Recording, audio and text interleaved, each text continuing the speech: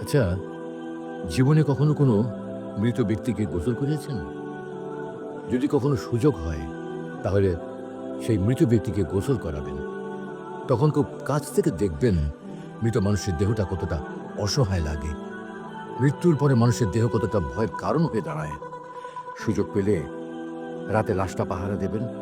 তখন বুঝতে পারবেন প্রিয় মানুষটার লাশ রাতের বেলায় আপনার কাছে কতটা অদ্ভুত লাগে, কতটা ভয়ের কারণ হয়ে ওঠে, কতটা আতঙ্কের কারণ হয়ে যায়। সুযোগ পেলে মৃত ব্যক্তির শরীরে একটু হাত লাগিয়ে কিছুক্ষণ তার স্পর্শ নেবেন।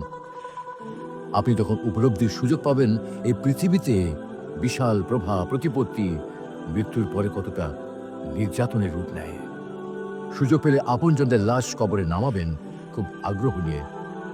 শেষবারের মতো মৃতদেহের মুখটি একবার দেখার চেষ্টা করবেন এবং বারবার উপলব্ধি করার চেষ্টা করবেন এই মৃতদের সাথে অনন্তকালের যাত্রার পথে এটাই আপনার জীবনের শেষ দেখা। সুযোগ পেলে মাঝে মধ্যে কবরস্থানে গিয়ে নীরবে কিছুক্ষণ দাঁড়াবেন। এরপর মনে মনে চিন্তা করবেন জীবনের লাভ ক্ষতির হিসাব।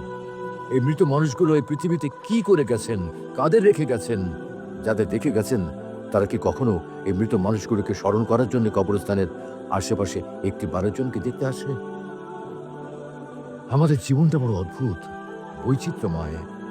আমরা এর জন্যে ওর জন্যে ধন সম্পদের জন্যে ঐশ্বর্যের জন্যে বাড়ি গাড়ি টাকা পয়সার জন্যে কত না মায়া দেখাই, আগ্রহ দেখাই, আরো চাই আমাদের।